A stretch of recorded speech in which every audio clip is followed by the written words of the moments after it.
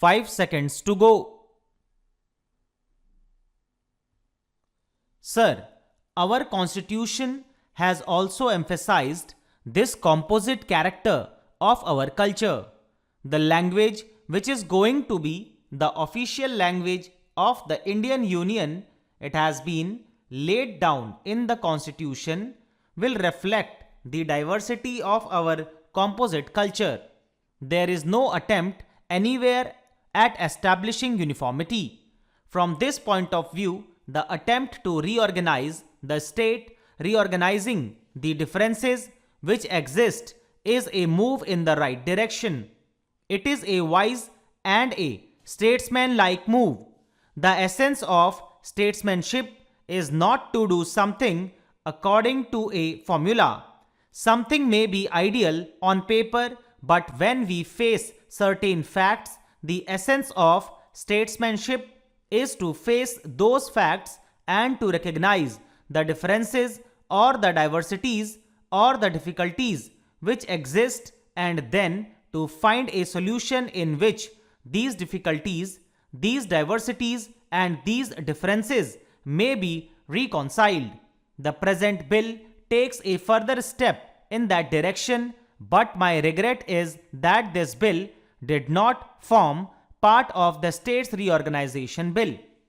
If the proposals contained in this bill had been presented as a part of the general proposals in the state's reorganization bill, perhaps this extra attention which has been paid to the particular problems discussed in this bill would not have been given. So much time and attention would not have been consumed over this question if we were dealing with a larger number of problems. When we look into the totality of the situation in India, we look at the problems in a general way, but when we isolate one particular problem from the general totality of the picture and look at only one isolated problem, there is always a risk, there is always a danger that we might exaggerate the importance of some particular items.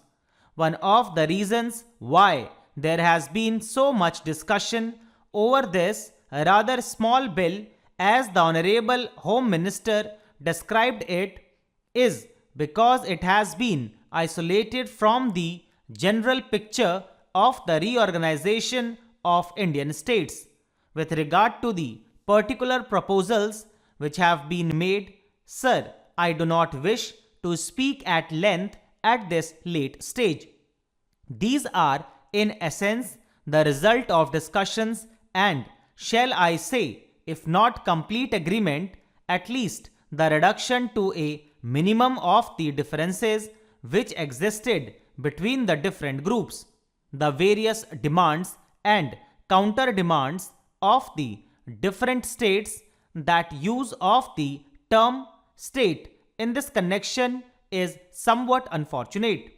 If we had talked of provinces instead of states, there would have been less of feeling on this issue, but be that as it may, these demands of the different states have been before the country for a number of years. After a great deal of discussion over this particular bill, we have come to what may be regarded as more or less agreed settlements. The Bengal government had made certain demands. The Bihar government had made certain demands.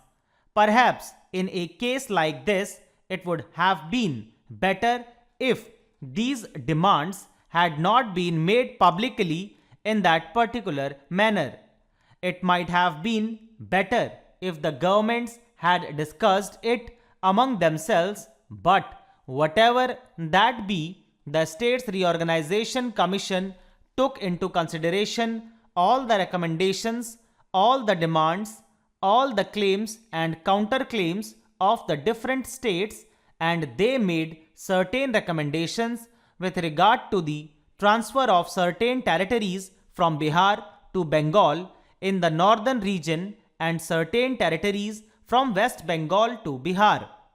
So far as the territories in the north are concerned, unfortunately, as the Honorable Home Minister stated today also, there was a defect in the proposal of the States Reorganization Commission, but my honorable friend Pandit Kunzru, who is absent today, made it very clear in his speech before the House that that mistake had arisen because the Commission had been given certain defective maps.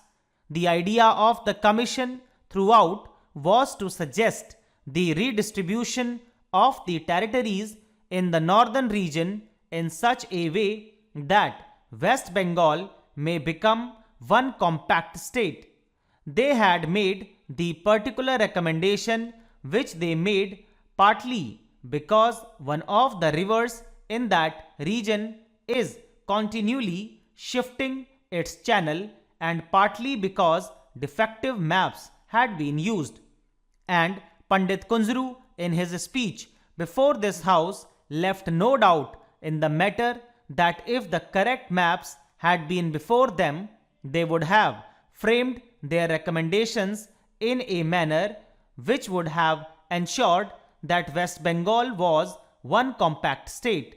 As regards the needs of the compact state, I do not have to add anything after what was said by the Honorable Home Minister today. For administrative purposes, it is essential that a state must be a compact unit because otherwise, with regard to the problem of law and order, with regard to the problem of movement of goods, particularly with regard to the smuggling of materials and goods from India into Pakistan in this border region, a state divided into two different units with another state intervening in between would face all kinds of difficulties.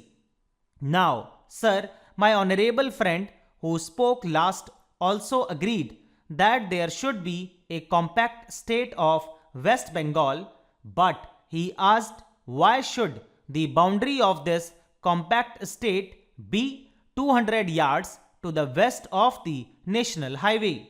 Now, sir, it is obvious that if you are going to make it a compact state, that area which connects the two disjointed parts must be of such a size that it is a practicable proposition.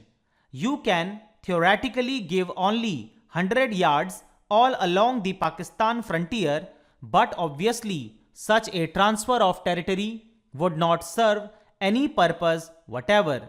Now, a suggestion has been made that the national highway with an area of about 200 yards to the west of it would be the boundary line in order to ensure proper arrangements for the maintenance of the road and also for the proper vigilance. Stop.